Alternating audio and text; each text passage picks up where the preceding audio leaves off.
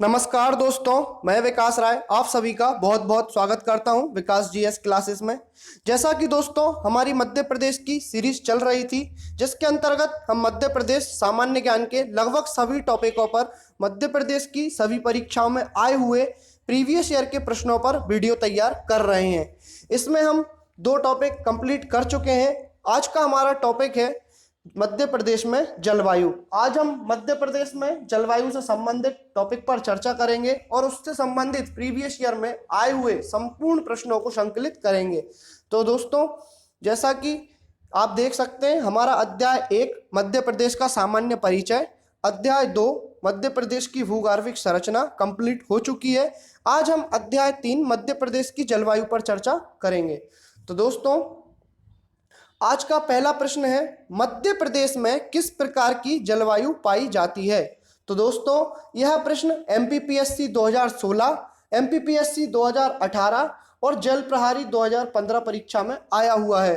दोस्तों, आप देख रहे होंगे किस प्रकार से प्रश्न एमपीपीएससी में भी 2 बार रिपीट हुआ है। तो दोस्तों, क्वेश्चन वेरी इंपॉर्टेंट क्वेश्चन है।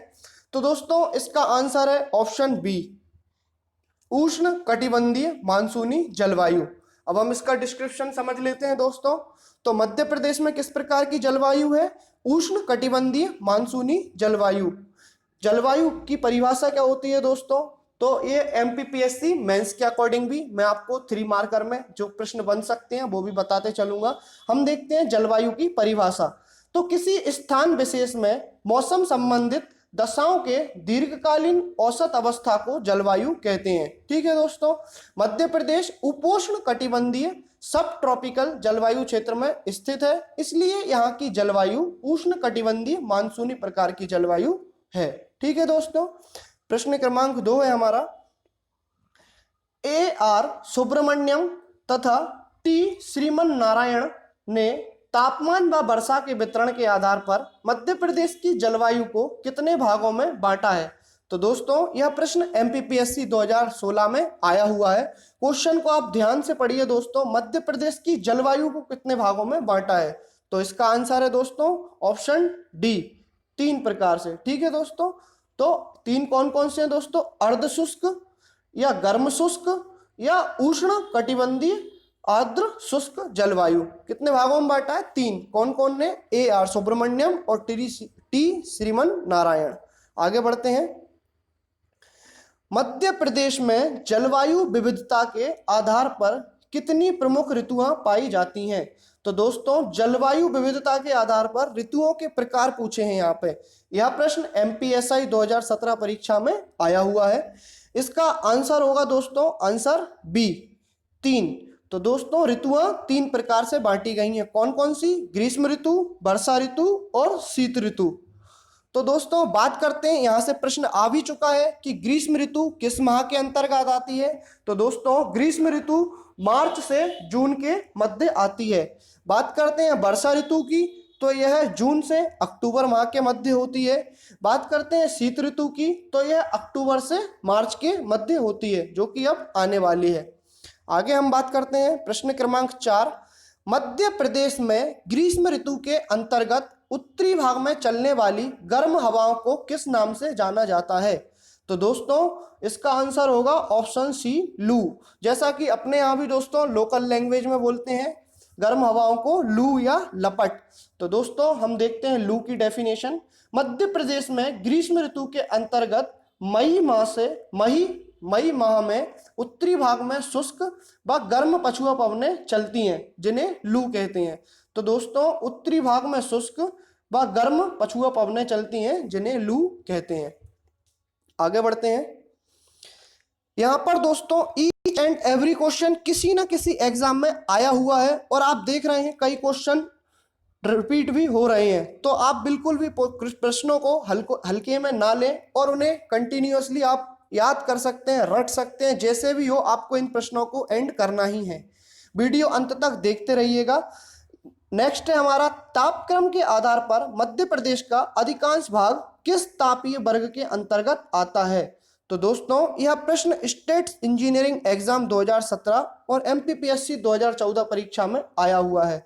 तो दोस्तों, कौन से वर्ग के अंतर्गत आता है मध्य प्रदेश? ऑप्शन बी, अति तापीय। तो तापक्रम की दृष्टि से मध्य प्रदेश का अधिकांश भाग अति तापीय वर्ग के अंतर्गत आता है, क्योंकि 21 मार्च के बाद सूर्य उत्तर की तरफ प्रस्थान करने लगता है, जिससे तापमान में वृद्धि होती है और 21 जून को कर्क रेखा के निकट सूर्य लंबवत होता है। ठीक है दोस्तों, तो इसका आंसर है अति तापीय। नेक्स्ट प्रश्न है हमारा, मध्य प्रदेश में सर्वाधिक तापमान कहां अंकित किया जाता है? तो दोस्तों इसका आंसर तो आप सभी को पता ही होगा, क्या है जल्दी से कमेंट बॉक्स में बताइए जल्दी जल्दी। इसका आंसर है दोस्तों ऑप्शन ए गंजवासोदा। यह प्रश्न भी दोस्तों एमपीएसआई 2017 में आया हुआ है और यह मध्य प्रदेश का फेवरेट प्रश्न बोल सकते हैं, हर एग्जाम में आता ही आता है। तो सर्वाधिक तापमान कहाँ है दोस्तों? मध्य प्रदेश के विदिशा जिले के गंजवासोदा में। कहां पर है दोस्तों? गंजवासोदा। तो मध्य प्रदेश का सबसे गर्म स्थान भिंड जिला है, किंतु वर्ष 1995 में विदिशा जिले के अंतर्गत गंजवासोदा में 48.9 डिग्री सेल्सियस तापमान दर्ज किया गया था। तभी से गंजवासोदा को दर्ज तापमान प्राप्त है। आगे बढ़ते हैं। यदि हम दोस्तों भारत में बात करें तो सर्वाधिक तापमान 1967 में राजस्थान राज्य के श्री गंगानगर जिले में 54 डिग्री सेल्सियस दर्ज किया गया था। तो दोस्तों मध्य प्रदेश से भी काफी ज्यादा था। आगे बढ़ते हैं। तो मध्य प्रदेश में गंजवासोदा और भारत की बात की जाए तो राजस्थान का गंगानगर। नेक्स्ट है दोस्तों, मध्य प्रदेश के किस भाग में अधिक वर्षा होती है? तो दोस्तों यह प्रश्न काराधन सहायक एग्जाम 2017 में आया हुआ है। इसका आंसर भी आप लोग आसानी से बता सकते हैं। तो इसका आंसर है ए दक्षिण पूर्वी भाग। तो मध्य प्रदेश के दक्षिण पूर्वी भाग में समुद्र तल से निकटता और अरब सागर की केरल शाखा, मुंबई शाखा एवं बंगाल की खाड़ी की शाखा के कारण प्रदेश में सबसे ऊंची पर्वत श्रृंखला सतपुड़ा मैकाल श्रेणी से टकराने के कारण सर्वाधिक वर्षा होती है। तो दोस्तों किस श्रेणी से टकराती है? सतपुड़ा मैकाल श्रेणी से। आगे बढ़ते हैं। नेक्स्ट प्रश्न देखते हैं। मध्य प्रदेश में वार्षिक औसत वर्षा कितनी होती है? तो मध्य प्रदेश में वार्षिक औसत वर्षा दोस्तों इसका आंसर है डी 100 से 125 सेंटीमीटर। यह प्रश्न एमपी फॉरेस्ट सर्विस एग्जाम 2010 में आया हुआ है दोस्तों। बात करते हैं। मध्य प्रदेश में दक्षिण पश्चिम मानसून से लगभग 85% वर्षा होती है, लगभग 100 से 125 सेंटीमीटर। किंतु आर्थिक सर्वेक्षण 2018-19 के अनुसार मध्य प्रदेश में सामान्य औसत वर्षा 102 सेंटीमीटर हुई है। आगे बढ़ते हैं दोस्तों। नेक्स्ट है हमारा, देखते हैं मध्य प्रदेश में किस स्थान पर न्यूनतम वर्षा होती है? तो दोस्तों मध्य प्रदेश में भिंड जो कि गोहद है स्थान है, वहां पर सबसे कम वर्षा होती है। मध्य प्रदेश के उत्तरी भाग में सबसे कम वर्षा वाला स्थान भिंड गोहद स्थित है, जहां 55 सेंटीमीटर वर्षा होती है। और दोस्तों अभी हमने प्रीवियस प्रश्न में देखा कि अधिकतम कितनी 100 से 125, और यहाँ पर कितनी होती है उत्तरी भाग में? मात्र 55 सेंटीमीटर। तो आप अंतराल देख सकते हैं। मध्य प्रदेश में पूर्व से पश्चिम की ओर एवं दक्षिण से उत्तर की ओर जाने पर वर्षा की मात्रा में क्रमशः घटती है। तो वर्षा की मात्रा घटती है दक्षिण से उत्तर की ओर और पूर्व से पश्चिम की ओर जाने पर। नेक्स्ट प्रश्न है दोस्तों, मध्य प्रदेश में शीत ऋतु कब आरंभ होती है? जेल प्रहारी 2017 का क्वेश्चन है दोस्तों। तो मध्य प्रदेश में शीत ऋतु मध्य अक्टूबर में प्रारंभ होती है। मैंने आपको वीडियो का सेकंड प्रश्न में ही बताया था कि शीत ऋतु अब आने वाली है अक्टूबर माह से। तो दोस्तों सीधे प्रश्न इसी प्रकार से आते हैं। देखा आपने प्रीवियस प्रश्न को सीधा एज इट इज जेल प्रहारी में पूछा गया है। तो मध्य प्रदेश में शीत ऋतु के मध्य में अक्टूबर माह में प्रारंभ होती है। मध्य अक्टूबर माह में मानसून के लौटने के पश्चात वायु में आर्द्रता बनी रहती है, जिसके कारण राज्य में सर्वाधिक ठंड दिसंबर से जनवरी के मध्य होती है। मध्य प्रदेश में शीत ऋतु के अंतर्गत औसत तापमान 22 डिग्री सेल्सियस होता है। आगे बढ़ते हैं दोस्तों नेक्स्ट प्रश्न की ओर। हमारा अगला प्रश्न है, मध्य प्रदेश में क्या है दोस्तों? नेक्स्ट प्रश्न, मध्य प्रदेश में मध्य प्रदेश में निम्नलिखित क्षेत्र में से कौन से क्षेत्र में मानसून के दौरान सबसे कम वर्षा होती है? तो दोस्तों मानसून के दौरान सबसे कम वर्षा किस क्षेत्र में होती है? जल्दी जल्दी आप आंसर बता सकते हैं कमेंट बॉक्स में भी। सबसे कम वर्षा होती है दोस्तों उत्तर पश्चिम क्षेत्र में। तो मध्य प्रदेश में मानसून के दौरान सबसे कम वर्षा होती है। अभी हमने प्रीवियस वीडियो में देखा था उत्तरी क्षेत्र भिंड गोहर। तो दोस्तों इसका आंसर क्या होगा? उत्तर पश्चिम क्षेत्र। मध्य प्रदेश के उत्तर पश्चिम भाग की बंगाल की खाड़ी अर्थात समुद्र तट से दूरी होने के कारण, रीजन क्या है दोस्तों?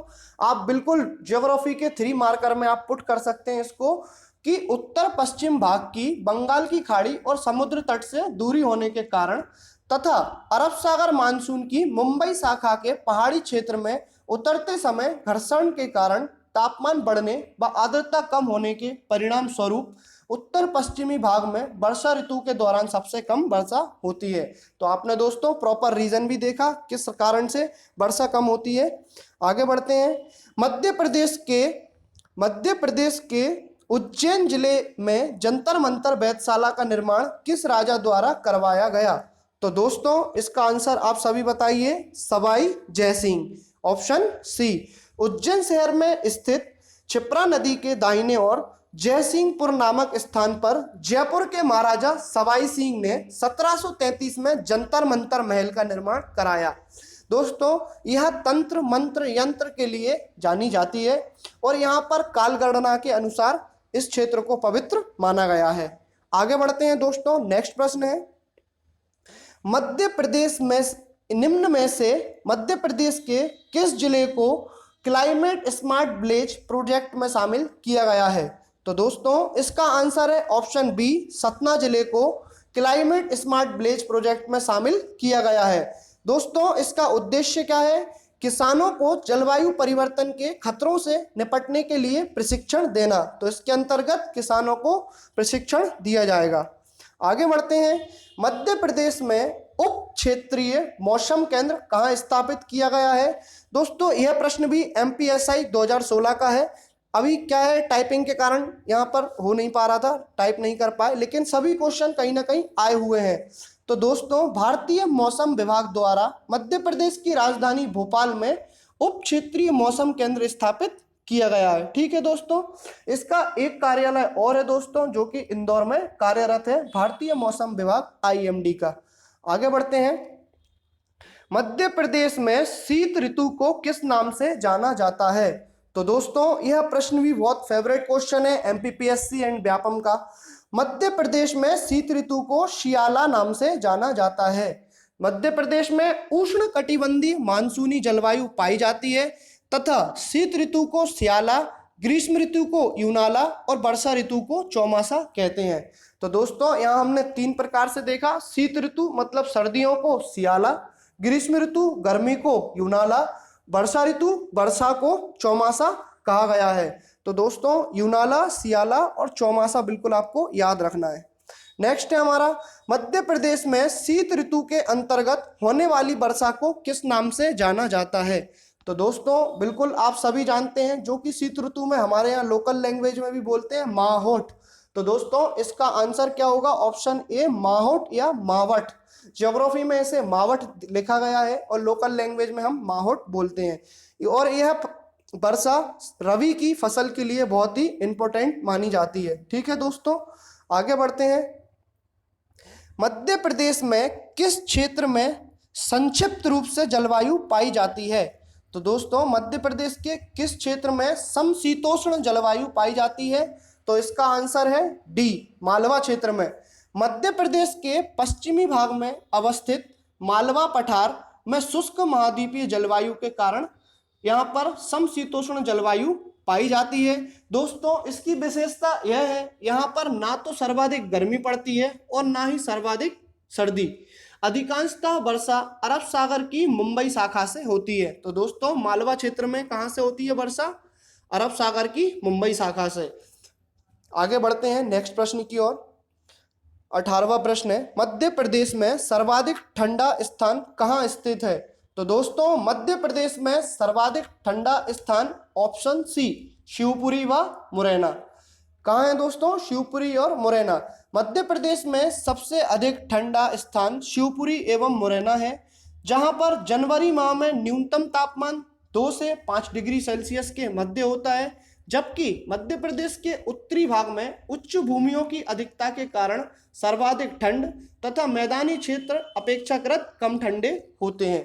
तो दोस्तों इसका आंसर भी ऑप्शन सी है। आगे बढ़ते हैं। मध्य प्रदेश को वर्षा के आधार पर कितने भागों में बांटा गया है?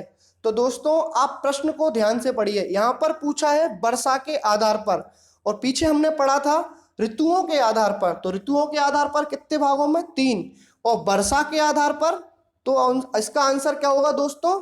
4 भागों में। तो वर्षा के आधार पर मध्य प्रदेश को 4 भागों में विभाजित किया गया है। चर्चा कर लेते हैं हम 4 भाग कौन कौन से हैं। निम्न वर्षा वाला क्षेत्र, औसत से कम वर्षा वाला क्षेत्र, औसत से अधिक वर्षा वाला क्षेत्र और अधिक वर्षा वाला क्षेत्र। तो दोस्तों निम्न वर्षा वाला क्षेत्र, औसत से कम, औसत से अधिक और अधिक। ठीक है दोस्तों, तो 4 भागों में बांटा हुआ है। अंतिम प्रश्न देखते हैं। मध्य प्रदेश में दैनिक तापांतर किस माह में सर्वाधिक होता है? तो दोस्तों मध्य प्रदेश में दैनिक तापांतर मार्च माह में सर्वाधिक होता है। मार्च में आपने देखा होगा दोस्तों सबसे तेज तपन होती है। मध्य प्रदेश में मानसूनी जलवायु वाला प्रदेश है। यहाँ पर पाई जाने वाली ऋतुओं में तापमान की भिन्नता रहती है। प्रदेश में सर्वाधिक तापमान मई के माह से प्रारंभ होता है, जबकि सबसे कम जनवरी माह में। लेकिन यदि सबसे ज्यादा तापांतर की बात की जाए तो इसका आंसर दोस्तों मार्च होगा। यदि बोला जाए कि सबसे कम तो जनवरी माह में और सबसे ज्यादा मार्च माह में। तो दोस्तों इस प्रकार से हमने मध्य प्रदेश की जलवायु से संबंधित अभी तक सभी परीक्षा में आए हुए प्रश्नों को अटेम्प्ट किया और उनका विथ डिस्कशन किया। मिलते हैं दोस्तों नेक्स्ट वीडियो में नए चैप्टर के साथ। जब तक आप वीडियो को लाइक सब्सक्राइब करते रहिए। जय हिंद, जय भारत, जय मध्य प्रदेश।